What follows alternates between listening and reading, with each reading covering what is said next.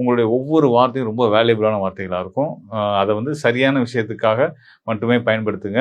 யாரையும் நீங்க இனிமே எப்பயுமே அத செய்ய மாட்டீங்க. யாரையும் கஷ்டப்படுத்துற மாதிரியோ, யாரையும் சபிக்கிற மாதிரியோன்னு வாக்கு அமைப்பு உங்களுக்கு கிடையாது. எல்லாரையும் நல்லா இருக்கட்டும்ன்றது தான் உங்களோட வார்த்தைகள்ல நீங்க வெளிப்படுத்திட்டு இருப்பீங்க.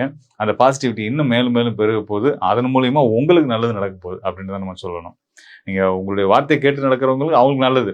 நடக்காதவங்க அவங்க விதிப்படி அவங்க போகட்டும்.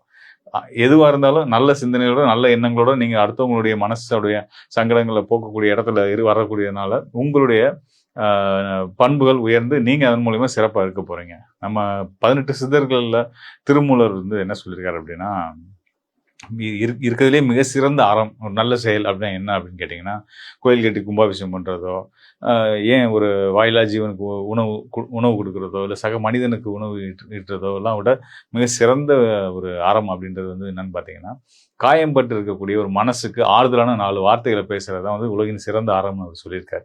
ஸோ அப்படிப்பட்ட விஷயத்த தொடர்ந்து செய்துட்டு இருக்கக்கூடிய கும்பராசிக்காரர்களுக்கு, அதன் மூலியமா இன்னும் வந்து நீங்க அந்த விஷயங்கள சிறப்பா செய்ய போறீங்க. அதன் மூலியமா எல்லாரோட அன்பையும் பெற்று, எல்லாருக்கும் ஒரு பிடித்த நபரா இருந்து, அதன் மூலியமா உங்க வாழ்க்கை தரத்த உயர்த்திக்க போறீங்க அப்படின்றது தான் இந்த குரு பயிற்சியின் மூலியமா நம்ம தெரிஞ்சுக்க வேண்டிய விஷயமா இருக்கு.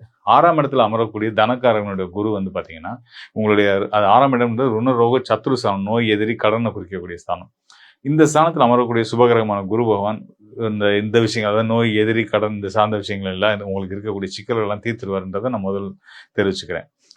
அதாவது நோய், எதிரி, கடன்னா நம்மளுடைய நமக்கு வர வேண்டிய கடன், நாம கொடுக்க வேண்டிய கடன், இது விதங்கள்ல இருக்கக்கூடிய பிரச்சனைகள், ஆரோக்கியத்தில் இருக்க குறைபாடுகள். 6ஆம் இடம் வந்து தீரக்கூடிய நோய்களை குறிக்கக்கூடிய ஸ்தானம். ஸோ அதனால வந்து இனிமே உங்களோட ஆரோக்கிய மேம்பாடுகள் எல்லாம் வந்து ரொம்ப சிறப்பாகவே இருக்கும் அப்படின்னு தெரிஞ்சுக்கலாம். அனாவசியமான பிரச்சனைகளால், தப்பான புரிதல்னால உங்க மேல மன வருத்தத்தில் இருக்கக்கூடிய நபர்கள்லாம்